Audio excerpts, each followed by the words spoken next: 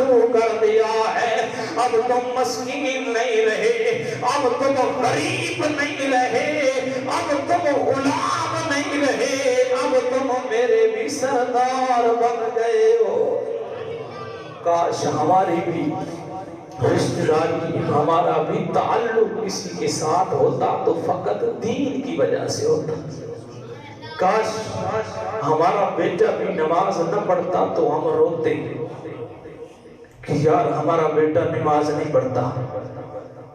کاش ہم جس گھر کے اندر رشتہ کرتے وہاں پہ مال جائیداد دیکھ کے نہ کرتے, رب کا اور مصطفیٰ کا دین دیکھ کے وہاں پہ تعلق جوڑتے.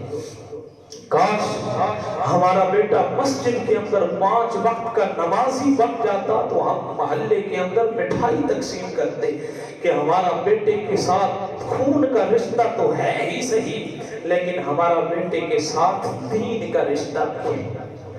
اس کے ساتھ ہمارا تعلق دین کا بھی ہے کہ ہمارا بیٹا نمازی ہے, قرآن کی تلاوت کرنے والا ہے, ہمارا بیٹا رب اور اس کے رسول کا فرما بردار ہے. اس لیے ہماری ذات رب اور رسول کی ذات کے ساتھ پیار کرتی ہے, تو مصطفیٰ کی ذات کی وجہ سے, اسی دین کی وجہ سے ہم اپنے بیٹے کے ساتھ بھی پیار کرتے ہیں.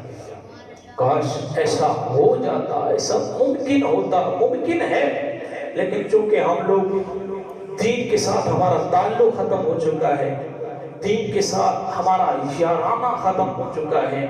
صرف ہمارے سامنے رات کو ایک بندہ سوتا بھی ہے تو وہ اپنا حساب لگا کے سوتا ہے. آج 4 پیسے کمائے ہیں, آج 8 پیسے کمائے ہیں ادھر سے, آج میں نے فلاں کا قرض دے دیا ہے, کل میں نے فلاں کا دینا ہے. رات کو سوتا بھی ہے تو یہی ذہن کے اندر خیال لے کے سوتا ہے.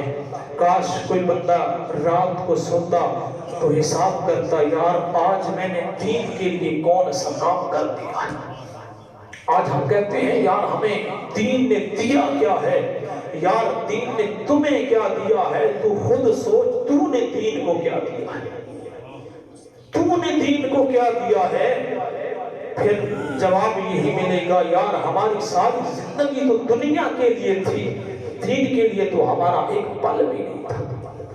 جنہوں نے دین کے لیے کام کیا ہے, دین کے لیے محنت کی ہے, دین کے لیے ان کا سارا